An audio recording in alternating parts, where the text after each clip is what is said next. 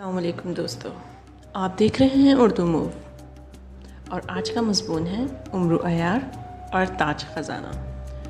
امرو عیار حیرت بھرے انداز میں اس جنگل کو دیکھ رہا تھا۔ جنگل میں ہر طرف خاموشی چھائی ہوئی تھی۔ جنگل میں کوئی چند پرند دکھائی نہ دے رہا تھا۔ پورے جنگل میں گہری خاموشی چھائی ہوئی تھی۔ ایسا لگ رہا تھا جیسے اس جنگل میں سرے سے ہی کوئی روح آباد نہ ہو۔ امرو عیار لشکر سے نکل کر اس جنگل میں گھومنے پھرنے کے لیے آ جایا کرتا تھا۔ اس جنگل میں چنانکہ سانپ اور زہریلے اشرات الارض نہ تھے اور نہ ہی درندے، اس لیے امرو عیار کو اس جنگل میں آنے پر کوئی خوف محسوس نہ ہوتا تھا۔ وہ جنگل میں ہر طرف گھومتا پھرتا تھا، جنگل کے ایک طرف سے دوسرے طرف، چنانکہ خوشنما پھولوں کے لدے ہوئے درخت بھی تھے، اس لیے امرو عیار ان درختوں پر چڑھ جاتا تھا اور درختوں کے شیرین پھل توڑ توڑ کر کھاتا تھا، اور جب تھک جاتا تھا تو ایسے ہی کسی گھنے درخت کے تلے آرام کر لیتا تھا۔ امرو عیار اس جنگل میں عموماً اس وقت آتا تھا جب اس نے کسی جادوگر کو لوٹا ہوتا اور کسی جادوگر کے خزانے پہ قبضہ کیا ہوتا۔ اس جنگل میں آ کر وہ جادوگر کے ہتھیائے ہوئے خزانہ نکال کر گنتا اور بہت خوش ہوتا۔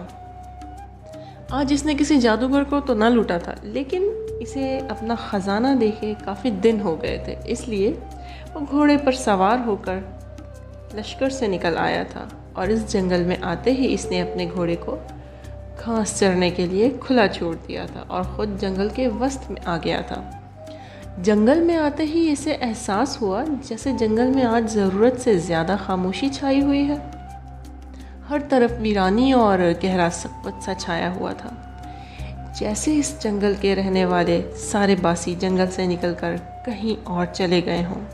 حیرت ہے، پہلے جب میں اس جنگل میں آتا تھا تو یہاں ہر طرف خوبصورت خرگوش، ہرن اور مختلف قسم کے جانور دوڑتے پھرتے تھے اور درختوں پر رنگ برنگے پرندے چہچہاتے تھے، لیکن اب ایسا لگ رہا ہے جیسے اس جنگل میں کال پڑ گیا ہو اور تمام جانور اور پرندے یہ جنگل چھوڑ کر بھاگ گئے ہوں۔ امرو عیار نے حیرت بھرے انداز میں بڑبڑاتے ہوئے کہا۔ وہ کافی دیر سے جنگل میں گھومتا پھرتا، لیکن اسے جنگل میں نہ تو کوئی چھوٹا سا جنگلی چوہا دکھائی دیا اور نہ ہی کوئی چڑیا کا بچہ۔ آخر یہ سارے کے سارے پرندے اور جانور گئے کہاں؟ امرو عیار نے حیرت بھرے لہجے میں کہا۔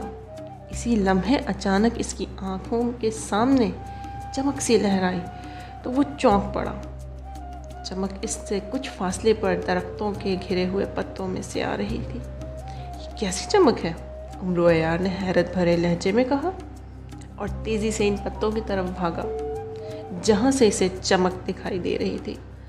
جنگل میں ہوا چل رہی تھی، اس لیے خشک پتے اڑ رہے تھے۔ شاید ہوا کی وجہ سے پتے اڑ کر اس چمکدار چیز پر پڑ گئے، اس لیے امرو عیار کو دوبارہ وہ چمک دکھائی نہ دی تھی، لیکن وہ پتوں کے پاس آ کر انہیں غور سے دیکھنے لگا۔ کچھ دیر بعد اسے پتوں کے درمیان پھر سے چمک دکھائی دی